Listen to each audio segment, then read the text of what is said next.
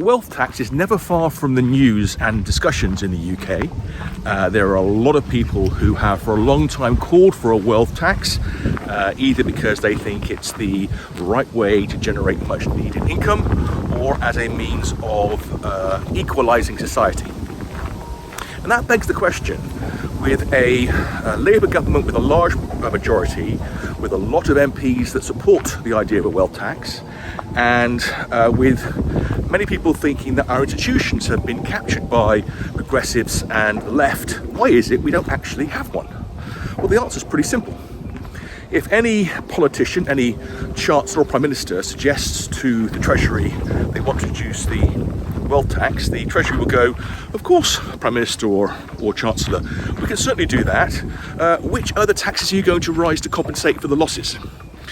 And the OBR will reduce its growth forecast because the wealth tax will drive away a lot of high earners, and as a result of which the government's borrowing will increase, and then the government will either have to cut costs somewhere else or indeed, as I've already said, raise taxes. And so, despite political instincts, they don't do it. But yet it keeps coming up time and time again amongst people who aren't Prime Ministers or Chancellors. And currently, there's three people I want to talk about very quickly. Firstly, we have Wes Streeting, who, as you should know by now, is putting himself forward as a potential leader as and when the leadership fight for the Labour Party takes place, and has positioned his idea of equalisation of capital gains tax, CGT, with income tax as a wealth tax that works. Now, this is a bit like saying that introducing a bus lane in a busy city centre is a transport revolution. Technically it's close, but not really. So Wes is being very disingenuous here. He's trying to appeal to the large numbers of people on the left of the party who think that a wealth tax is the right idea by branding something which is little more than a reform as a wealth tax. And it's a reform which has some good things going for it.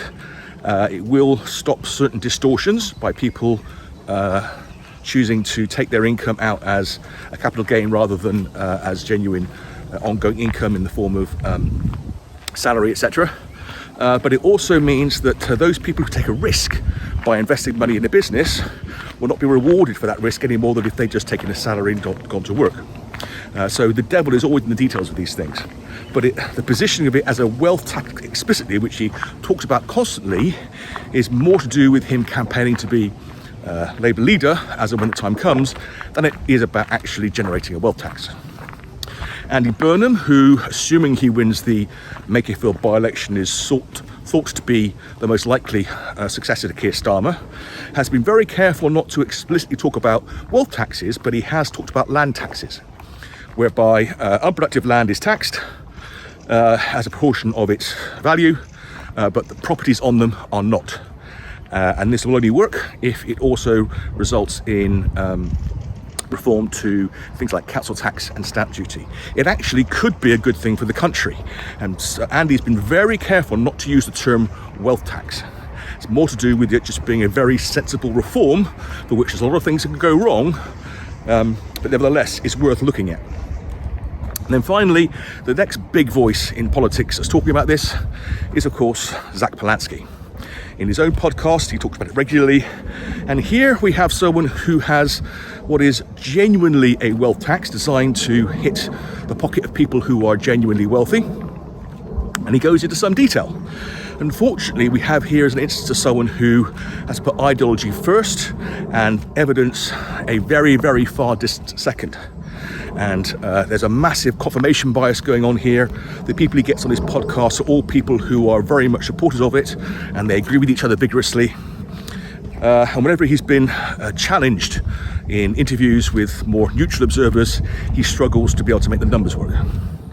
So why is it that, despite the fact that in many places where it's been tried, France, Germany, others, it's all been dropped because it hasn't worked, it's still popular in this country? Well, and sadly, that is part of progressive left ideology, and as long as that ideology is there, there will be politicians who push it. And thankfully, the Treasury, who I often criticise, but in this case, thumbs up to them, will always push back and point out the obvious, which is that a wealth tax, while it will hit wealthy people, means more taxes for the poor.